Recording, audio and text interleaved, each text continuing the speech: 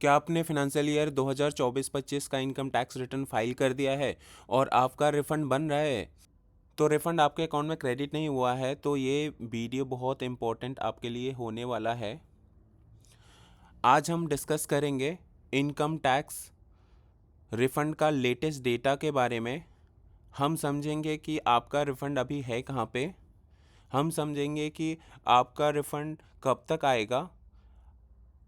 Refund delay का कुछ reason समझेंगे जो बहुत इम्पॉर्टेंट है। और इसके अलावा जो आजकल बहुत सारे लोगों को नोटिसेज आ रहे हैं, वैसे नोटिस आए तो करना क्या चाहिए उसके बारे में डिस्कस करेंगे। वीडियो स्टार्ट करने से पहले सबसे पहले आपसे आप कमेंट में लिखिए कि आपका रिफ़ंड का क्या स्टेटस है, आपने कौन सा आईटीआर फाइल किया था, आपका रिफ़ंड अमाउंट कितना था, आपका रिफ़ंड प्रोसेस हो गया या स्टिल वेटिंग फॉर रिफ़ंड, या आपको कोई नोटिस आया है, कोई क्लैरिफिकेशन आया है, तो आप उसके बारे में बता सकते हैं। आप स्क्रीन पे जो देख पा रहे हो, आज 18 जनवरी लगभग 8 बज रहे हैं ये वीडियो रिकॉर्ड करते टाइम पे। 17 जनवरी का लेटेस्ट डेटा अवेलेबल है इनकम टैक्स पोर्टल पे।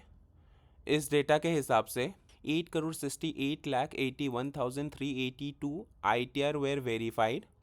Out of these verified return, 8,16,95,769 return were processed.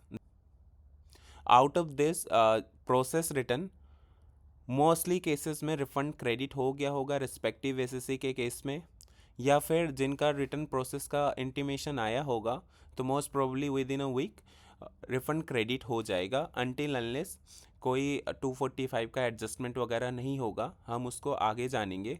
उससे पहले और डीप डाइव करते हैं और समझते हैं कि रिफंड क्यों नहीं आ रहा है, एक्चुअल में पैसे है कहाँ, गवर्नमेंट रिफंड दे क्यों नहीं रही है। तो आइए समझते हैं।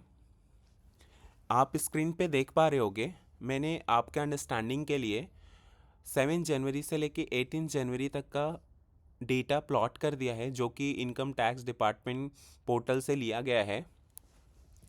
आप 7 जनवरी का डेटा देखोगे तो आईटीआर प्रोसेस था 8.07 करोड़, जो बढ़ के 8.09 करोड़ हो गया 8 जनवरी को।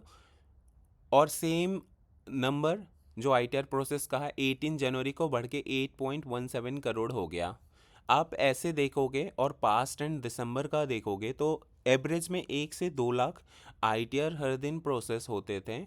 बट 12 जनवरी से लेके 18 जनवरी के बीच का नंबर देखोगे ना, तो मैंने हाईलाइट कर दिया है, ऑलमोस्ट सेम है, कोई चेंज नहीं है। इसका मतलब ये नहीं है कि आईटीआर जो रिफंड प्रोसेस से रुक गया है, बट हाँ ये है कि सच में जो आईटीआर प्रोसेस का स्पीड था ना वो बिल्कुल रुक गया है। दैट मीन्स कि अब ये ऑटोमेटिक चेक नहीं कर रहे हैं, अब मैनुअल इंटरवेंशन के थ्रू आपका आईटीआर प्रोसेस हो रहा है। आइए इसको और आसान तरीके से समझते हैं। पहले 1 से 2 लाख हर दिन आईटीआर प्रोसेस होता था, बट 14 जनवरी 2026 से लेके 17 जनवरी 2026 का डेटा देखोगे तो आपको समझ में आएगा कि जो आईटीआर प्रोसेसिंग का स्पीड है बिल्कुल रुक गया है। 14 जनवरी को 8,16,54,964 आईटीआर प्रोसेस हुए थे। ये नंबर बढ़ के 8,16,60,692 हो गया 15 जनवरी को। आप देखोगे तो सिर्फ 6,000 के आसपास का आईटीआर प्रोसेस में वृद्धि इंक्रीमेंट हुआ, जो कि सबसे लोवेस्ट है। सेम 15 जनवरी का नंबर 16 से कंपेयर करोगे तो जो आईटीआर प्रोसेस का नंबर है 8,16,89,578 है। यहाँ पे थोड़ा सा शार्प जो प्रोसेसिंग नंबर में इंक्रीज हुआ है, मोटा मोटी 29,000 के आसपास आईटीआर इन जो प्रोसेस में इंक्रीमेंट हुआ। बट ये सडनली नेक्स्ट डे आप 17 जनवरी का नंबर देखोगे तो 8,16,95,769 आईटीआर प्रोसेस हुआ, जो कि अगेन डिप हो गया। और जो प्रोसेस नंबर है मोटा मोटी 6,000 के आसपास आईटीआर प्रोसेस में इंक्रीमेंट हुआ। तो आप सोच सकते हो जो नवंबर में 1-1, 2-2 लाख हर दिन आईटीआर प्रोसेस होते थे, अब 5,000 10,000 आईटीआर प्रोसेस हो रहे हैं। समझ रहे हो, यानी कि ये एक टैक्स पेयर के लिए, एक रिटर्न फाइलर के लिए बहुत प्रॉब्लमेटिक सिचुएशन है। इसमें इस स्पीड से तो बहुत टाइम लगने वाला है आपका ITR रिफंड प्रोसेस होने में। प्लस अब जब मैनुअली हर फाइल को खंगाला जा रहा है, हर फाइल को कंपेयर करके इतने स्लो स्पीड में ये आपका ITR प्रोसेस करेंगे, तो चांसेस हैं कि आपको अननेसेसरी नोटिसेज आएंगे, आपको क्लैरिफिकेशन आएंगे, और आप इन चीज़ों में पैनिक होने वाले हो। आपका रिफंड डिले तो होगा, साथ साथ आपको बहुत सारे क्लैरिफिकेशन, बहुत सारे नोटिसेस का सामना करना पड़ सकता है।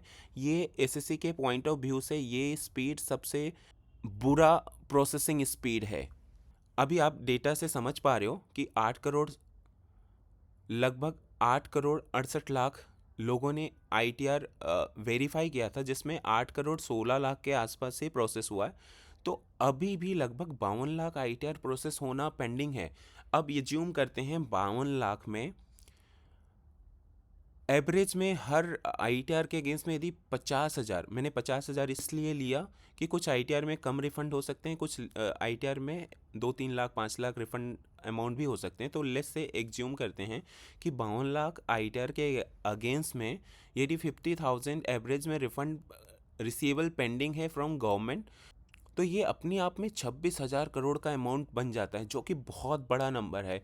अब ऑब्वियसली रिटर्न प्रोसेस नहीं हो रहा है, रिफंड आ नहीं रहा, तो एज अ नॉर्मल सिटीजन, एक नॉर्मल एसएससी इंडिविजुअल, गवर्नमेंट के ऊपर तो गुस्सा निकलेगा ही, प्लस गवर्नमेंट का जो काम करने का स्पीड है उस पर भी क्वेश्चन रेज होगा। तो आपको एज ए इंडिविजुअल एसएससी समझने वाली ये बात है कि जो गवर्नमेंट का ITR प्रोसेसिंग का स्पीड है ना, वो ऑलमोस्ट रुक चुकी है। ऑलमोस्ट ट्रेंड देख के ये लग रहा है कि अब ऑलमोस्ट हर रिटर्न मैनुअली प्रोसेस हो रहा है, तो आपका रिटर्न प्रोसेस होने में टाइम लगेगा, आपका रिफंड डिले होएगा। और अब आइए बात करते हैं इसके पीछे का रीज़न क्या है, मेजर क्या रीजंस हैं रिफंड डिले होने का। तो सबसे पहले जैसे आप ITR फाइल करते हो, तो आपका ITR ऑटोमेटिक प्रोसेसिंग के थ्रू चेक होता है, जो CPC बेंगलुरु उसको प्रोसेस करता है। आपने जो ITR में नंबर्स TDS रिसेबल्स वगैरह का शो कर रखा है, वो AIS 26AS वगैरह से मैच किया जाता है, सेम नंबर है, तो आपका ITR प्रोसेस करके रिफ़ंड दे दिया जाता है। मिसमैच है तो उसमें डिले हो सकता है, आपको कुछ इंटीमेशन नोटिसेज आ सकते हैं। दूसरा मेजर रीज़न है रिफ़ंड डिले होने का कि हाई वैल्यू रिफ़ंड है, तो इस बार से सिस्टम एडिशनल चेक में चली गई है, जिसके वजह से भी आपका रिफ़ंड डिले हो रहा है। थर्ड रीज़न है कि आपने मल्टीपल रिविजन्स कर दिए, आपको कोई इंटीमेशन, कोई नोटिस आया, उसके वजह से आपने अपना ITR रिवाइज कर दिया, तो for the purpose of refund credit revise date consider होता है, क्योंकि आपका ITR बल्क में पहले प्रोसेस हो रहा था, अभी का पास्ट ट्रेंड देख के पिछले एक हफ्ते से, क्योंकि अब मैनुअल वेरिफिकेशन हो रहा है, तो जो पहले फाइल हुआ था फीफो बेसिस पे लिया जाएगा, मतलब पहले का फाइल फर्स्ट पिक होगा, बाद में आपका पिक होगा मैनुअल में। तो इस वजह से भी अब जब जब रिवाइज करेंगे तो आपका लेटेस्ट डेट ही लिया जाएगा, तो इस वजह से भी आपका रिफंड डिले हो जाएगा। नेक्स्ट है बहुत इंपॉर्टेंट, बहुत लोगों के केस में एप्लीकेबल है कि उनका ITR प्रोसेस हो गया, रिफ़ंड का उनको इंटीमेशन भी आ गया, बट क्या होता है कि जब रिफ़ंड क्रेडिट होने जाता है ना, तो उनका वो बैंक अकाउंट क्लोज निकलता है ड्यू टू KYC या ड्यू टू XYZ कोई भी रीज़न की वजह से। तो कृपया करके अपना बैंक को इंश्योर करें कि वो बैंक अकाउंट क्लोज नहीं है और बैंक अकाउंट वैलिडेटेड है। नेक्स्ट, आपका रिफ़ंड डिले होने का, रिफ़ंड ना आने का, आपका प्रीवियस कोई आउटस्टैंडिंग एडजस्टमेंट, कोई आउटस्टैंडिंग डिमांड होगा, उसके अगेंस्ट में आपका जो रिफ़ंड अमाउंट बन रहा था वो एडजस्ट हो गया है, आपको सेक्शन 245 का इसके अगेंस्ट में नोटिस आया होगा, तो ये प्रोसीडिंग सेक्शन में जाके आप चेक कर सकते हो, और यदि आया है तो आप उसके अगेंस्ट में प्रॉपर स्टेप ले सकते हो। सिंस इस बार से CPC रिस्क बेस्ड स्क्रूटनी कर रहा है, मैनुअल वेरिफिकेशन लास्ट वीक से स्टार्ट कर दिया है, तो आपका ऑब्वियसली ITR रिफंड डिले होगा, क्योंकि आपका जो ITR प्रोसेस का नंबर है वो कम हो गया है, तो ऑब्वियसली प्रोसेस कम होगा तो रिफंड भी कम लोगों का आएगा। अब आइए हम बात करते हैं सबसे इम्पॉर्टेंट कम्युनिकेशन नोटिस, जो इनकम टैक्स डिपार्टमेंट द्वारा भेजा जाता है एक एसएससी को। सबसे मोस्ट कॉमन है सेक्शन 143 सब सेक्शन 1 का। अब इस सेक्शन में आप ऐसे समझो कि सारे के सारे ITR 143(1) में ही प्रोसेस होना है। इसमें क्या होता है कि आप जो इनकम टैक्स रिटर्न के थ्रू इन्फॉर्मेशन देते हो इनकम टैक्स डिपार्टमेंट को, और income tax department through 26 AIS TIS data या कंट्री बाय कंट्री रिपोर्टिंग का डेटा मैच करता है और उसमें कोई डिफरेंसेस नहीं है, तो आपका ITR प्रोसेस कर दिया जाता है ये बोल के कि आपका कोई रिफ़ंड नहीं बन रहा, कोई डिमांड नहीं बन रहा, या फिर आपका डिमांड बनेगा या फिर रिफ़ंड बन रहा है। तो ये समझो कि ये इंटीमेशन 143(1) का आया है तो आपका रिटर्न प्रोसेस हो गया। आप उसमें 3 चीज़ें देख सकते हो, या रिफ़ंड बन रहा है, या नो रिफ़ंड नो डिमांड का होगा, या डिमांड बन रहा होगा। Next important communication income tax department द्वारा भेजा जा रहा है मोस्ट SEC को, सेक्शन 139 सब सेक्शन 9 का। उसमें क्या बोला जाता है कि आपने जो रिटर्न फाइल किया है उसमें सर्टेन डिफेक्ट है, उस डिफेक्ट को आप करेक्ट कर लो within stipulated time period mention in that notice. आप कर लेते हो तो आपका रिटर्न वैलिड माना जाएगा, अदरवाइज इनवैलिड हो जाएगा। अब सबसे इम्पॉर्टेंट नेक्स्ट है section 143 sub section 1 clause A का इंटीमेशन। इसमें क्या होता है, इनकम टैक्स डिपार्टमेंट शियो मोटो आपका इनकम रिकम्प्यूट कर देता है। आपने जो भी एक्सपेंसेस क्लेम किया है उसको डिसलाउ कर देता है। इसको लगता है तो आपका आपने एक्सेसिव एक्सपेंस क्लेम किया है तो उसको डिसलाउ कर देगा। आपने फेक डिडक्शन लिया है तो उसको डिसलाउ कर देगा। आपने एक्सेसिव लॉस कैरी फॉरवर्ड किया है तो उसको डिसलाउ कर देगा। आपने कोई इनकम अंडर रिपोर्टिंग किया है तो इनकम को बढ़ा सकता है और आपको आपका इनकम रिकम्प्यूट कर सकता है। कुछ केसेस में AIS TIS का अलर्ट भी भेजा जा रहा है, बट इससे डरने की बात नहीं है, वो आपके इन्फॉर्मेशन के लिए है। आप अपने AIS TIS अलर्ट से डरने की बात नहीं है, आप अपने इन्फॉर्मेशन के लिए इसको यूज कर सकते हो। आप लॉगिन करके चेक कर सकते हो आपने जो रिटर्न में दिखाया है और AIS TIS अलर्ट में जो आ रहे हैं वो सब बराबर है नहीं है, तो आप उसके अगेंस्ट में स्टेप ले सकते हो। नेक्स्ट सबसे इम्पॉर्टेंट है जो मैंने पहले भी बता रखा है, सेक्शन 245 का नोटिस। इसमें क्या होता है कि इनकम टैक्स डिपार्टमेंट आपको ये नोटिस भेजता है ये बोलने के लिए कि आपका जो रिफंड बन रहा है ये किसी प्रीवियस आउटस्टैंडिंग डिमांड के अगेंस्ट में एडजस्ट करने जा रहा है या कर दिया है। तो ये बहुत इंपॉर्टेंट नोटिस कम्युनिकेशन था जो मुझे लगा आपको बता देना चाहिए।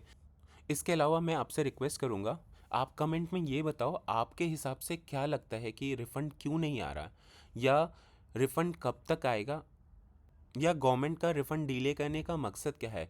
गवर्नमेंट रिफ़ंड क्यों देना नहीं चाहती, क्योंकि गवर्नमेंट ने तो हमसे एडवांस ही पैसे लिए ना, तो दे क्यों नहीं रही है। आप कमेंट करके बताइए। अब मैं आपको एक इम्पॉर्टेंट चीज़ बताने वाला हूँ। मैंने अभी रिसेंटली एक ग्रीवेंसेस रेज किया था, उसमें बोला डिपार्टमेंट से मैंने पूछ लिया कि ITR प्रोसेस क्यों नहीं हो रहे हैं। मोर देन 1 मंथ हो गया मैंने ITR फाइल किए हुए, और मेरा ITR कृपया करके प्रायोरिटी बेसिस पे प्रोसेस कर लो। तो मैं आपको उनका रिप्लाई बताने वाला हूँ जो आपके लिए एक इम्पॉर्टेंट हो सकता है। उन्होंने बोला, डियर टैक्स पेयर, जो आपने इनकम टैक्स डिपार्टमेंट को रिटर्न फाइल किया था वो अभी प्रोसेस में है।